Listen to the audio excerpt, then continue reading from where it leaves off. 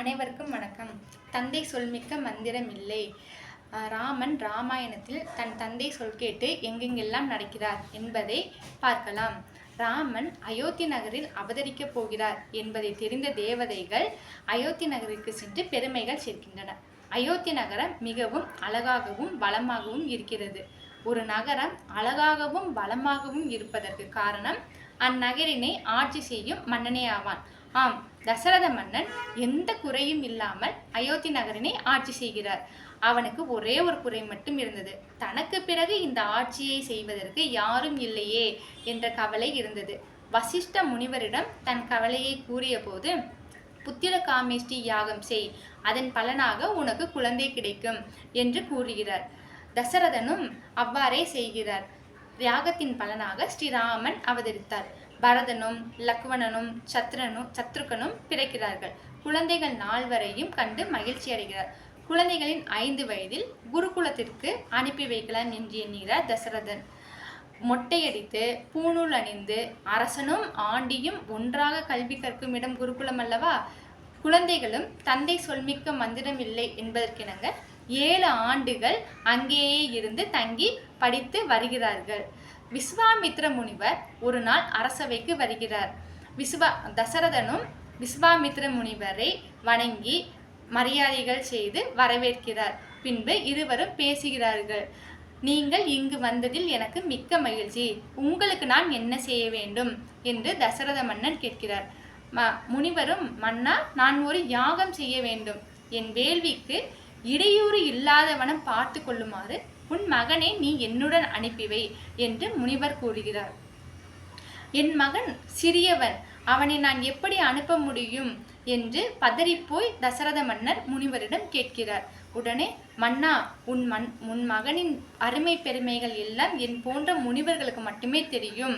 நீ என்னுடன் அனுப்பிவை என்று கூறுகிறார். மன்னனும் முனிவரின் சாபத்திற்கு ஆளாகி விடுவோமா என்று நினைத்து ராமனை அனுப்புவிக்க சம்மதிக்கிறார். ராமரும் தந்தை சொல்மிக்க மந்திரமில்லை என்பதற்கிணங்க முனிவருடன் கிளம்புகிறார். கூடவே லக்வணனும் செல்கிறார்கள்.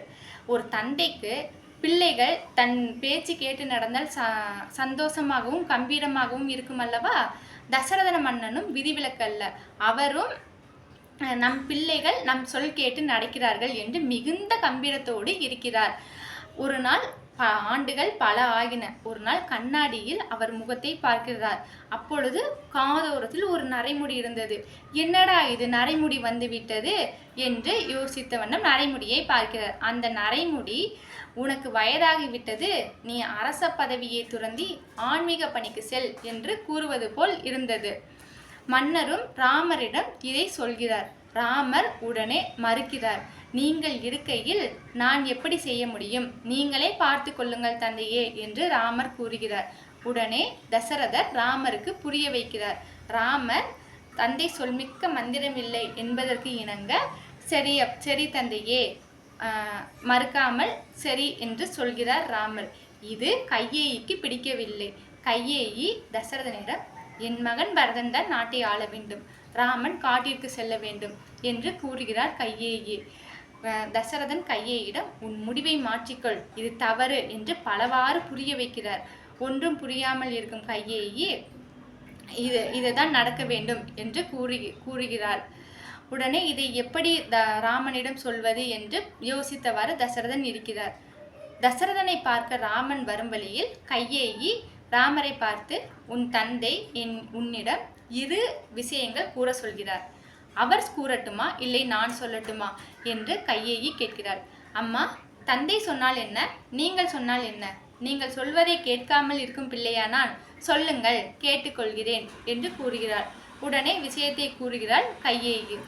அம்மா, என் தம்பி பரதன் நாட்டை ஆள்வதில் எனக்கு மகிழ்ச்சி, நான் காட்டிற்கு செல்கிறேன் என்று கூறுகிறார். இவ்வாறு கூறும்போது அவரின் முகம் அன்று பூத்த செந்தாமரை எவ்வாறு இருக்கும், அதைவிட மிகவும் பிரகாசமாக இருந்தது. இதை கவிஞர் இவ்வாறு கூறுகிறார். இப்பொழுது எம்மனோரால் இயம்புவதற்கு எளிதே, யாரும் செப்பரு குணத்து ராமன் திருமுக செவ்வி நோக்கி ஒப்பதே முன்பு, பின்பு அவ்வாசகம் உணர கேட்ட அப்பொழுது அலர்ந்த செந்தாமரையினை வென்றது அம்மா என்கிறார் கவிஞர். இந்த இந்த விஷயத்திலும் ராமர் தந்தை சொல்மிக்க மந்திரமில்லை என்பதற்கிணங்க வனவாசம் செல்கிறார். அடுத்ததாக சீதாதேவி அக்னி பிரவேசம் முடிந்து வந்ததும் சீதா பிராட்டியாரை ராமர் ஏற்றுக்கொள்ளவில்லை. பலர் கூறியும் ராமர் ஏற்றுக்கொள்ளவில்லை. இவர் யார் சொன்னால் கேட்பார் என்பதை உணர்ந்த சிவபெருமான் தசரத மன்னனை ராமர் முன் அனுப்பி வைத்தார்.